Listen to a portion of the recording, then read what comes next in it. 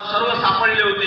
त्यांनी आपापल्या समाजाचं भलं केलं। त्याच्यासाठी आम्हाला आपले राजकीय पाठबळ, राजकीय शक्ती वाढवावं लागेल। राजकीय शक्ती, आमदार खासदार जर वाढले, प्रशासन व्यवस्थेवर आणि सरकारवर खूप मोठं प्रेशर असतं। त्यामुळे आपले एक एक दोन दोन मार्काने जे फेल होणारे निवड प्रक्रियेमध्ये ह्या जो गोंधळ असतो तो चालणार नाही। त्याच्यासाठी आमची धावपळ आहे।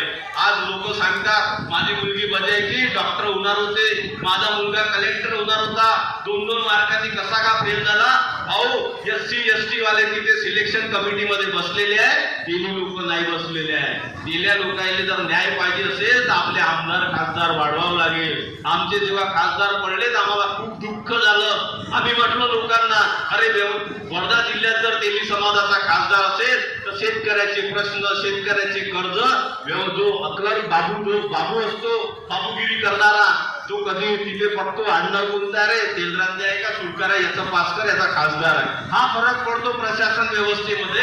म्हणून आपला नगरसेवक, राजकीय व्यवस्था, आर्थिक व्यवस्था, ह्या सर्व गोष्टीमध्ये जर आपलं समाजाचं जर वर्चस्व असेल तर खरा समाज घडल्याशिवाय राहणार नाही। हेच मला सांगायचं आहे। आज मी भलाही छोटा असेल, आज बाईकने फिरतो माझ्या पत्नीसोबत, कारण कुणाला म्हटलं चल रे समाजाचा कार्यक्रम आहे, प्रत्येकाला वेळ द्यायला, म्हणून आपलं माझं शेपूट माझी पत्नी घेतो आणि निघतो समाजाच्या कामासाठी। आणि तिचं मला पाठबळ आहे आणि समाजाची माझ्या मागे कुठेतरी कृपा आहे। म्हणून जिथे जिथे जातो समाज सन्मान करतो आणि या सन्मानामुळे मला असं वाटते की आपण जे जगलो, त्या जन्मात तेली समाजामध्ये जन्माला आलो, त्या तेली समाजासाठी कुठेतरी आपल्याला काहीतरी करायचं आहे। तुकाराम संत जगनाडे महाराजांनी म्हटलं होतं, जे कारंजले गांजले त्याची म्हणे आपुले, तुझी सासू ओळखावा देव तेथेची जावा।